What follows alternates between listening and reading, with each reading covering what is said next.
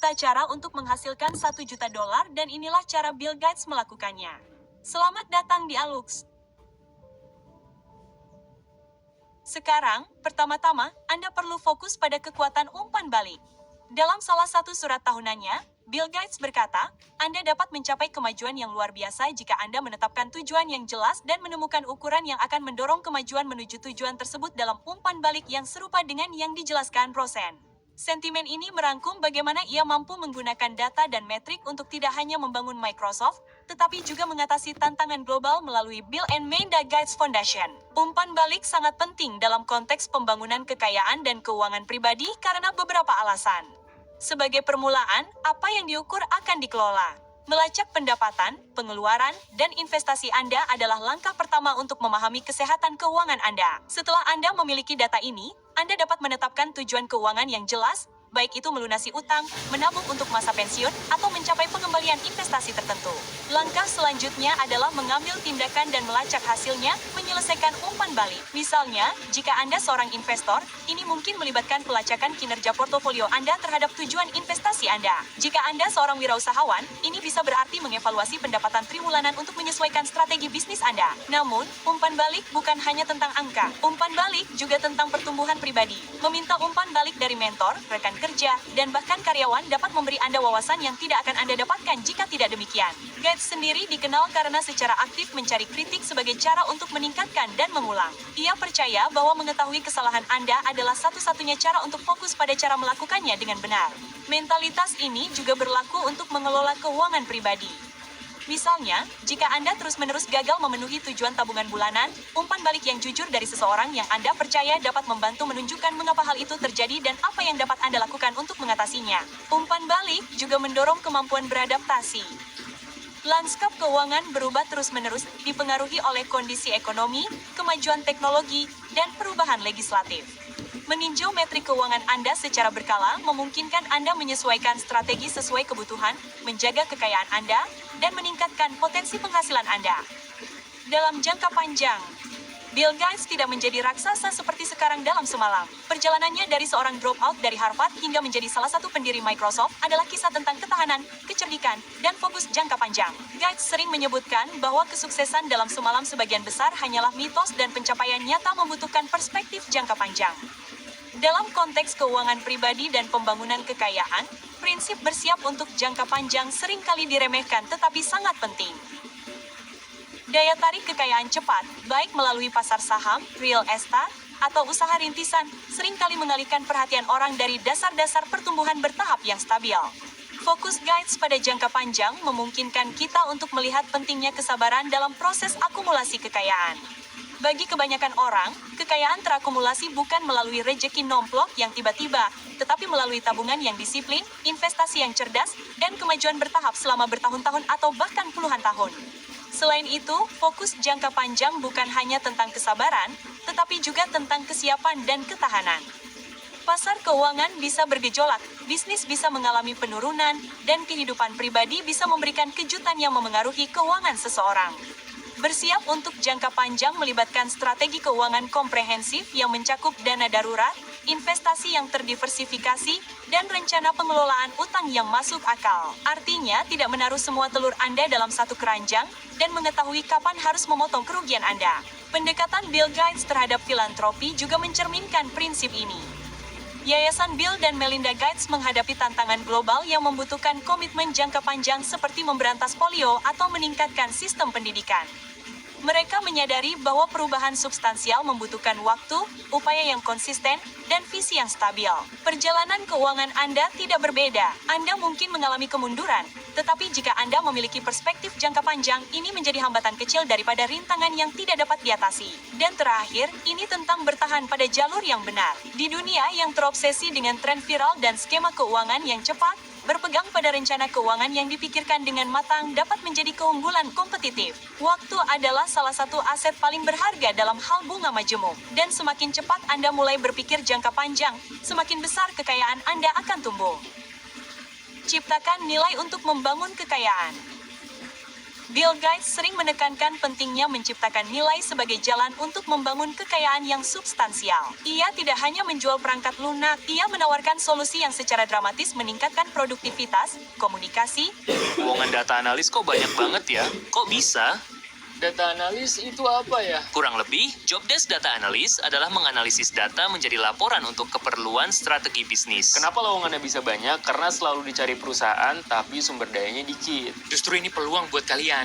Tapi aku masih no banget. Tenang, kalian bisa kok belajar gratis selama 1 minggu.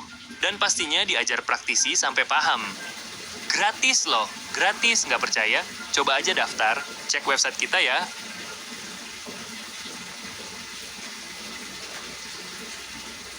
Gue suka pakai Chromebook karena top up sama transfernya gratis. Gue suka banget pakai Chromebook karena bunganya tinggi. Kualitas hidup secara keseluruhan bagi miliaran orang. Prinsipnya di sini jelas. Kekayaan seringkali merupakan produk sampingan dari penciptaan nilai. Dalam konteks keuangan pribadi dan investasi, konsep ini sangat berlaku. Salah satu perangkap yang dihadapi banyak orang adalah mengejar uang demi uang itu sendiri. Seringkali mengabaikan elemen nilai yang lebih penting.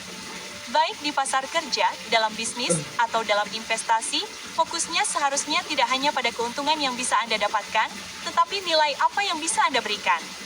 Menciptakan nilai tidak harus dalam skala Microsoft. Itu bisa sesederhana memperoleh keterampilan yang banyak diminati, tetapi persediaannya terbatas, sehingga menjadikan diri Anda aset yang berharga bagi pemberi kerja. Itu juga bisa tentang mengidentifikasi celah di pasar yang dapat Anda isi dengan produk atau layanan yang unik. Lebih jauh lagi, hal ini dapat berarti menjadi investor yang terinformasi yang memahami nilai aset, bukan hanya harganya. Ketika kita berbicara tentang nilai, hal itu juga mencakup aspek etika dan sosial. Bill Gates terkenal dengan filantropinya yang sekali lagi menekankan pada penciptaan nilai jangka panjang melalui inisiatif seperti kesehatan dan pendidikan. Pelajaran inti di sini adalah bahwa nilai itu multidimensi. Kekayaan bersih Anda hanyalah salah satu ukuran nilai yang telah Anda ciptakan. Kontribusi sosial dan etika Anda, ya, keduanya juga diperhitungkan. Menciptakan nilai sebagai jalan untuk membangun kekayaan pada dasarnya adalah perubahan pola pikir. Hal ini mengubah pertanyaan dari bagaimana saya dapat memperoleh lebih banyak penghasilan menjadi bagaimana saya dapat memecahkan lebih banyak masalah atau apa yang dapat saya buat lebih baik. Dengan mengatasi hal-hal ini, Anda secara alami menarik kekayaan. Secara sederhana, pendapatan Anda secara langsung terkait dengan skala dan besarnya masalah yang Anda pecahkan. Semakin besar dan kompleks masalahnya, semakin besar pula penciptaan nilai dan akibatnya semakin tinggi pula keuntungan finansialnya. Kekuatan bunga majemuk. Bill Gates telah menekankan pentingnya memahami bunga majemuk tidak hanya dalam konteks keuangan pribadi, tetapi juga dalam spektrum kemajuan dan pembangunan yang lebih luas. Seperti yang dikatakan Gates, kebanyakan orang melebih-lebihkan apa yang dapat mereka lakukan dalam 1 tahun dan meremehkan apa yang dapat mereka lakukan dalam 10 tahun, yang merangkum esensi dari konsep bunga majemuk. Ketika kebanyakan orang mendengar bunga majemuk, mereka berpikir tentang rekening tabungan atau portofolio investasi. Namun, pandangan Gates melampaui metrik keuangan sederhana. Prinsipnya adalah tentang keuntungan tambahan yang terakumulasi menjadi perubahan signifikan dari waktu ke waktu, baik itu dalam teknologi, dampak sosial, atau pertumbuhan pribadi. Gates memanfaatkan ini ketika ia berkomitmen pada strategi jangka panjang dalam mengembangkan produk perangkat lunak Microsoft dan dalam upaya filantropisnya dengan Gates Foundation. Bunga majemuk bukan hanya teori keuangan. Ini adalah hukum dasar pertumbuhan yang berlaku secara universal. Bahkan perubahan positif kecil yang dimajemukkan dalam jangka panjang dapat menghasilkan transformasi yang signifikan. Ini berlaku untuk keterampilan Anda, hubungan Anda, dan juga uang Anda.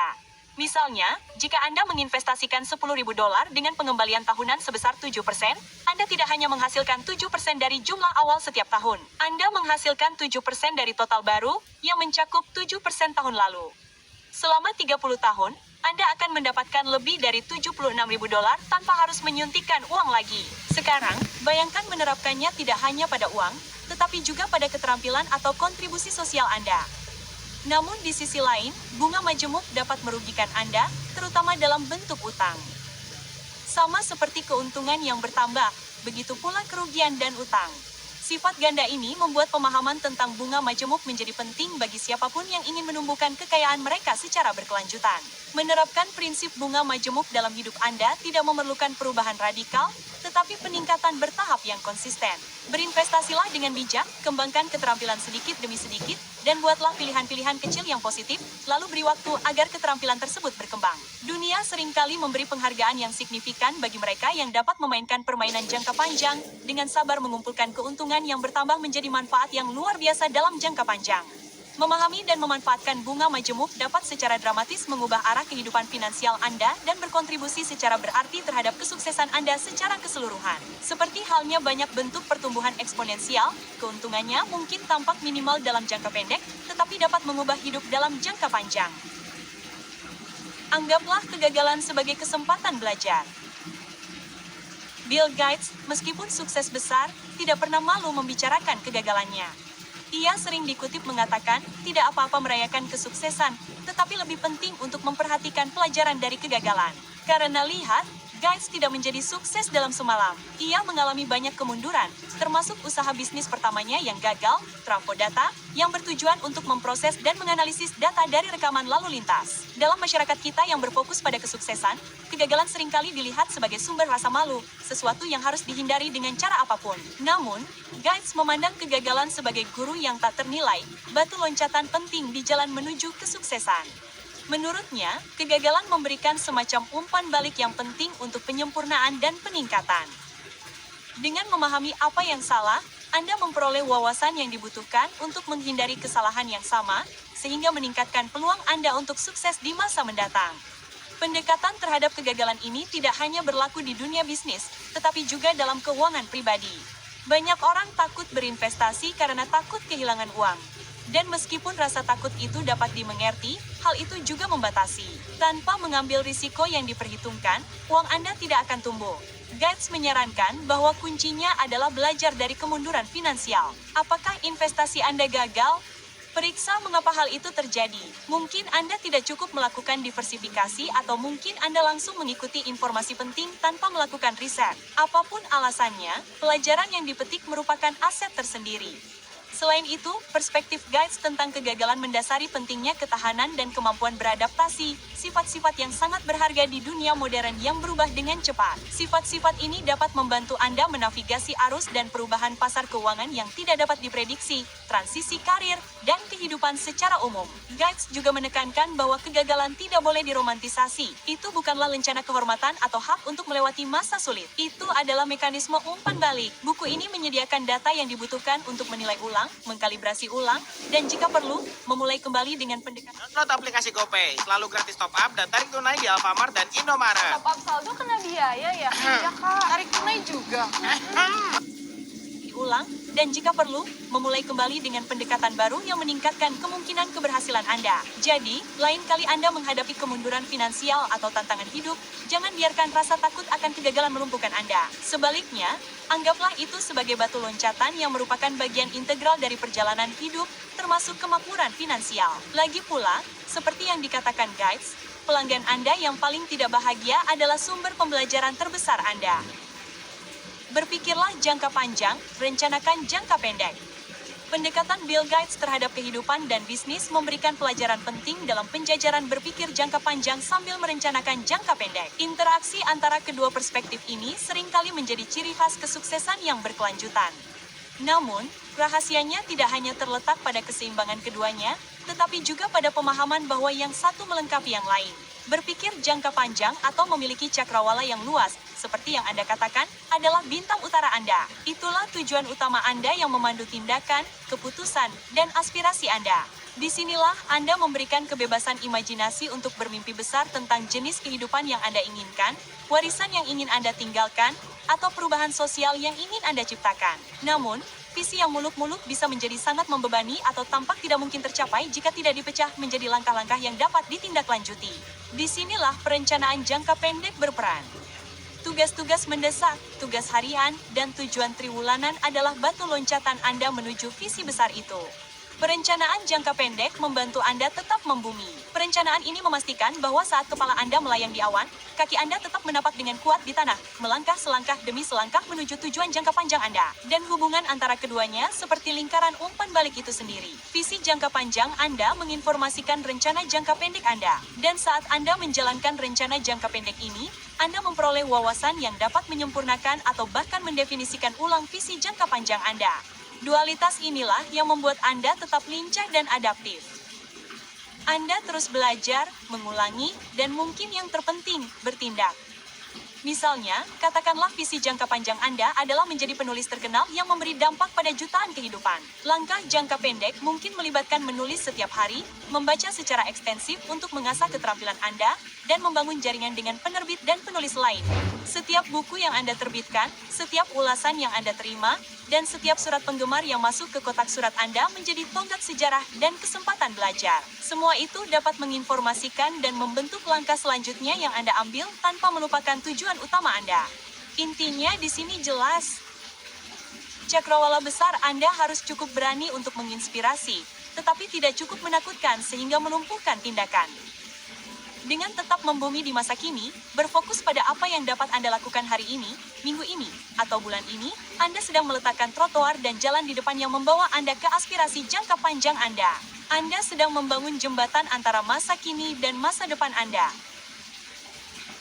Keselarasan antara tindakan langsung dan aspirasi masa depan inilah yang memberi Anda arah dan dorongan untuk mengubah impian Anda menjadi kenyataan. Pentingnya inovasi.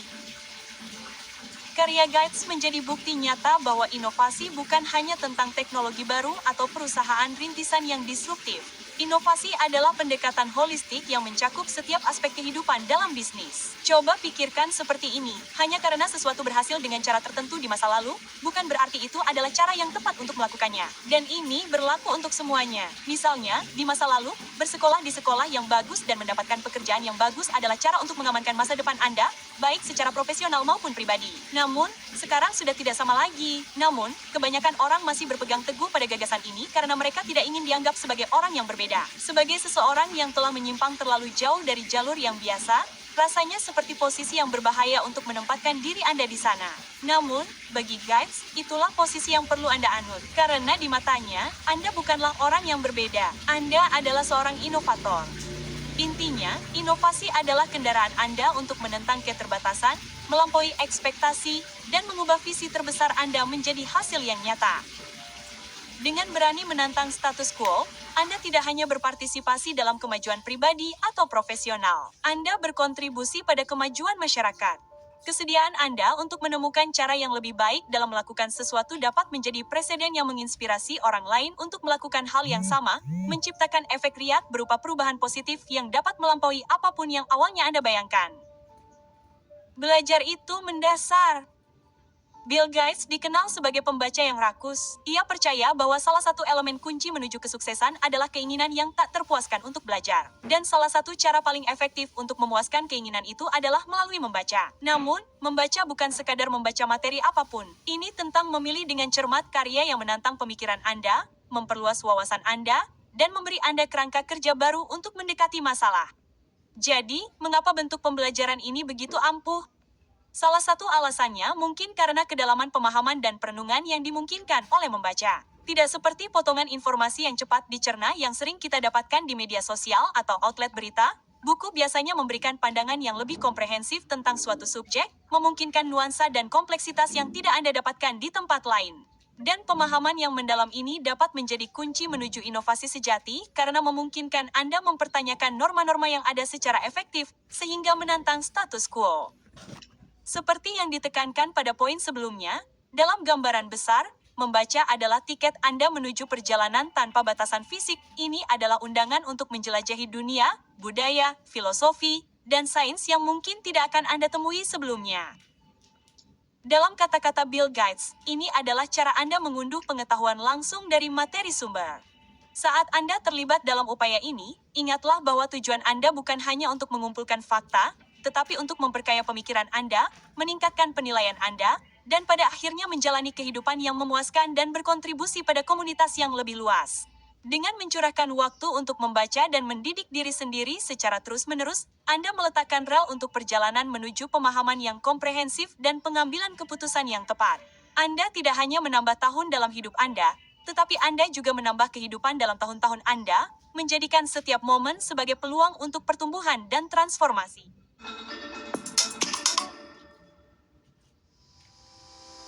Halo teman-teman semua, nama saya Elang dan biasa dipanggil El. Anda menjadikan setiap momen sebagai peluang untuk pertumbuhan dan transformasi. Kolaborasi daripada kompetisi. Bill Gates secara konsisten menekankan nilai kolaborasi daripada kompetisi murni.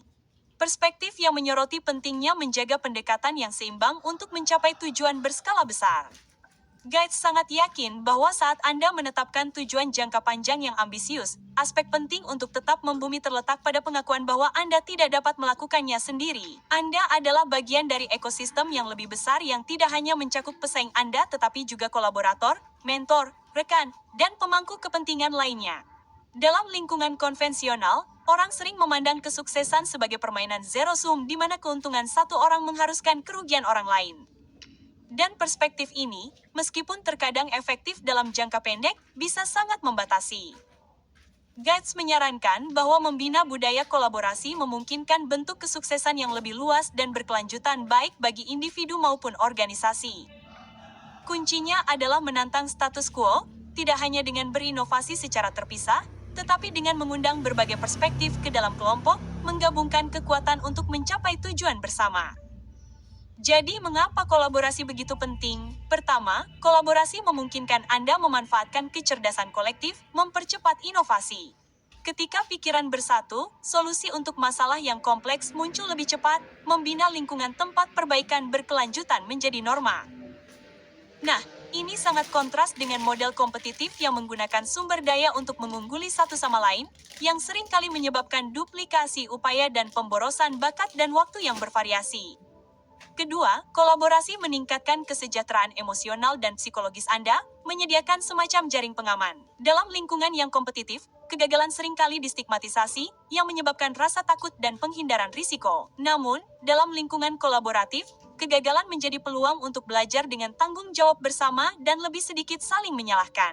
Ketiga, kolaborasi seringkali membuka pintu menuju peluang yang tidak terduga. Jadi, dengan bekerja sama secara erat dengan orang lain, Anda menjadi ahli dalam berbagai keterampilan, sudut pandang, dan pendekatan pemecahan masalah yang mungkin tidak Anda pertimbangkan. Dan elemen-elemen ini memperkaya pemahaman Anda sendiri dan dapat menghasilkan ide atau usaha baru, yang semakin menggarisbawahi konsep bahwa banyak pikiran seringkali lebih baik daripada satu. Keempat, kolaborasi dapat berfungsi sebagai sistem pemeriksaan dan keseimbangan. Partisipasi berbagai pemangku kepentingan memastikan bahwa semua aspek, bahkan yang mungkin tidak Anda pertimbangkan, diperhitungkan. Pendekatan komprehensif ini menghasilkan solusi menyeluruh yang bertahan dalam ujian waktu dan pengawasan. Dan yang terakhir, kolaborasi menumbuhkan rasa kebersamaan, aspek penting untuk tetap membumi.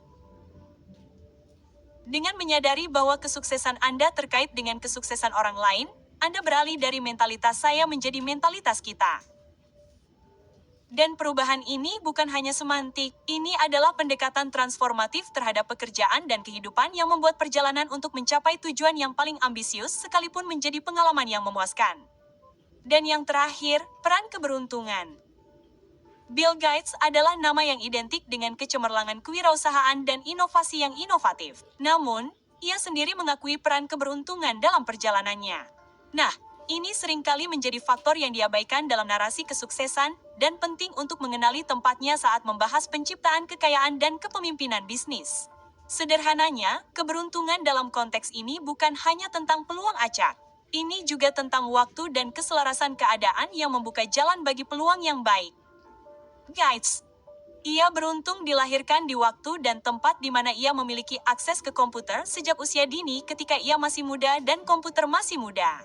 Ia bertemu dengan orang-orang seperti Paul Allen yang memiliki minat yang sama terhadap perangkat lunak. Ini adalah elemen keberuntungan yang menjadi dasar bagi apa yang akan terjadi selanjutnya. Namun, begini, semakin keras Anda bekerja, semakin beruntung Anda. Dan itu karena keberuntungan biasanya hanya mempercepat sesuatu yang sudah Anda lakukan. Banyak orang suka mengabaikan pencapaian orang lain hanya karena keberuntungan. Dan ya, keberuntungan memang berperan. Setiap orang beruntung sesekali. Namun pertanyaan sebenarnya adalah ini. Bisakah Anda memanfaatkan keberuntungan itu atau tidak? Kesepakatan seumur hidup Anda bisa jatuh ke pangkuan Anda dalam semalam dan Anda bisa melewatkannya. Anda lihat, satu-satunya perbedaan antara bakat yang beruntung dan bakat yang terbuang adalah keputusan untuk bertindak saat itu sangat penting. Kami harap Anda mempelajari sesuatu yang berharga di sini hari ini. Aluksa, sampai jumpa lagi besok.